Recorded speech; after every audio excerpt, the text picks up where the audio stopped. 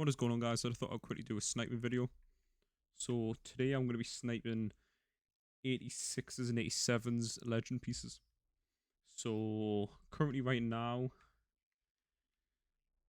you can safely sell the 86s for about 86,500 and the 87s for about, I think it's 58,000. Pretty certain it's 58,000. I was doing it earlier, so I think it's 58,000. Right. So what you want to do is I just go 86, 87 legends. So you realistically want to be getting legends for anywhere from 40,000 and under, but I would say anything. Yeah, anything under 40,000. 40,000, I may not pick them up, but anything under 40,000, I'll pick them up. And the 87s, you'd be looking realistically 50,000 to make some decent coins. Right. So yeah, and then you set the newest. So as you can see, there's a reasonable amount popping up every minute. There's probably about 5 cards a minute, I would say, maybe more. So there we go. There's a snipe. It's not much. After tax on it, it's about that's about 2,700. You're mainly banking on the 87s, just because a lot of people list them up for cheap.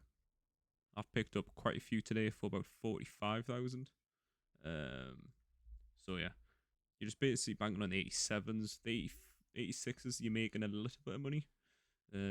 Every time, yeah, as I say, every time you're making roughly around 2,500, I would say. Every 86, people generally list them for about 39,000. So you just keep refreshing, go on anything that hasn't got anything on. So chemistry, team, cap value, or type, you can do it on there. As long as it doesn't have anything on there. So yeah, any of these ones, obviously you can't do quality and you can't do legend just because they've already got something on them. But yeah, I've made some decent money. I think I started when Legends first came out, which was what, 4 hours ago. I started with I think it was like 2.6 million. I thought that was an 87 there for some reason. So sort of 2.6 million. I think after, if I sell everything, I think it was like 2.5 million. If I sell everything, I'll have about 200k. So it's not been bad. It's been about, I've been doing it for about 3.5 hours on and off, and I would say it's about 60k an hour, about 60,000 an hour. So it's decent money. Yeah, it's barely good. It'll get even better as well as the night goes on, just because a lot more people open packs, especially in the next few hours. A lot of people open packs originally, but then people get back from work, or people get back from just being out the house or something. So a lot more packs getting open later. But as you can see, this filter is relatively relatively used right now. Like, you can see the amount of cards that I get like posted in the last sort of 5 minutes. So from here, these are only cards that I've also haven't been bought as well. So there's been 14 cards listed in the last 5 minutes, which is really good. I could pick up that Roy Williams and make an easy 2k. But if I'm spending 40,000, I want to be making a little bit more than 2k. I know I'll happily pick one up for 39,500. I know it sounds a bit ridiculous. I would happily pick one for 39,500 and not 40,000. But I want to be making at least 2.5k each snipe. Yeah, I want to be making at least 2.5k each snipe. As I'm doing this video now, obviously the filter's not as hot. I haven't picked up anything in about a minute, or like 2 minutes, I think, something like that. But trust me, the filter is very good. You can also do it with the 88 to 89s. What the problem with that though is there's a lot less players getting posted, just because it's a lot harder to pack an 88 to 89 than it is to pack an 86 to 87. The 84 to 85 is very, very popular, as a lot of people are sniping it, and a lot of people, you know what, I'll pick up this Kevin Green. It's like 2k. It's 2k. I mean, it's, yeah, I can't really can't really complain. Yeah, it's like 2,000. Um, yeah, so a lot of people are doing that 84, 85. I would recommend not doing it just because ultimately there's not a lot of profit to be made in it. You can pick up a lot of cards for like two to 3,000 coin profit. I know it all adds up, but you're very limited to what you're gonna make just because. But to be fair, the 85s you can make a decent amount on just because they go for higher price. I think they're going for about 28,000 right now. Just making sure that filter's definitely up and running. The 85s I think you can sell for about sell for something about 28,000. You can sell them for about 28,000 right now, and the 84s they're going for 23,000.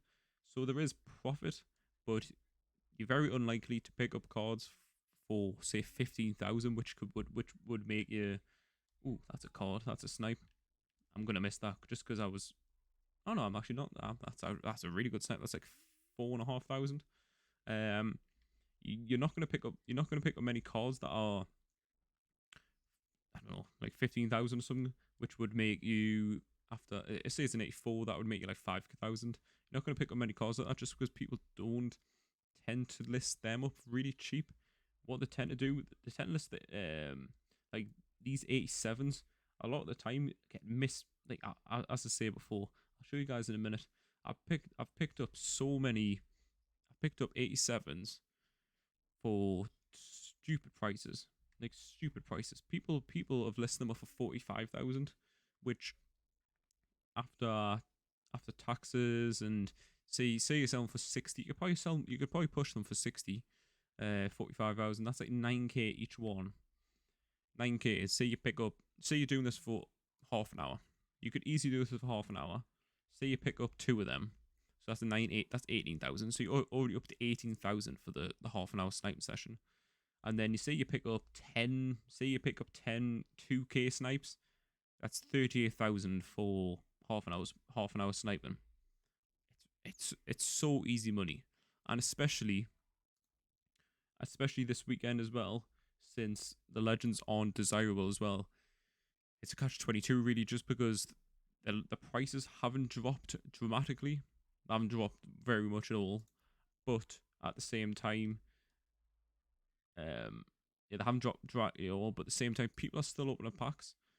The best times to really make a decent, like really good amount of profit is on Wildcard Wednesday, or anytime there's a limited pack, just because people love opening packs, especially when there's limiteds or when there's a card that's so desirable. Today, I'd not, as I say, none of the cards really that got released are desirable. You can normally get a gauge of if something's desirable by either checking Madden's Twitter or Madden's Twitch, or just follow YouTubers on Twitter or whatever, just because they generally have the same reaction as a lot of people in the community. They will either be so for the player or so against the player. If they're generally just not feeling the player, there generally won't be a lot of packs open, just because they play the game a lot and they know exactly which players are fit in the meta, which players do really well and things like that. So they know roughly who's gonna be like a big game changer and who's not. Like there are certain players like Randy Moss, when he comes out, you know for a fine fact the market is gonna absolutely go to the floor when Randy Moss comes out. Think of players like let's think, Sean Taylor.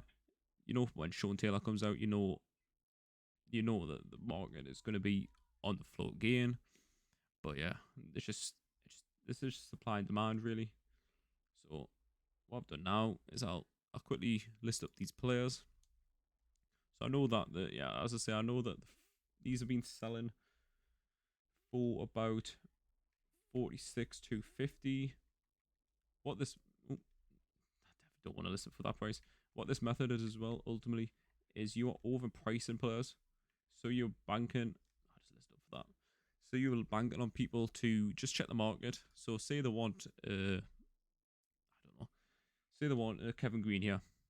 just for example, say they want a Kevin Green, they will just go on the market and they will just pick up the first Kevin Green they see rather than filtering down Kevin Green. If you filter down Kevin Green, you could easily find one for 40,000, or maybe 41,000, 42,000. You could easily find one for 41,000, 42,000. But people just don't filter down players. So what you do is you overprice them and you see what people are paying on the market rather than what they're paying for the player when you search the player, just searching the player. So you just list the players up for like a little bit of an increased price. The best way you can do that is you can go on the market, just go on 86, 87s, and you just look at the screen, and as soon as it says that a player's been bought, and then you see how far people are paying for these players. If you see the time starting to run out, say it gets to like 1 minute, 2 minutes left, and this player's not getting bought for that price, you know that that's not the price they're going for. So, for example, earlier on, I was listing these for 48,000, and they were selling, constantly selling for that price, and then all of a sudden the market crashed, and then crashed a little bit, and they stopped selling for that price. So they were selling for. Oh, my controller died. So you see all the players that I've got here. But yeah, that's going to be the end of the video, guys. I hope you guys enjoyed it. See you next time.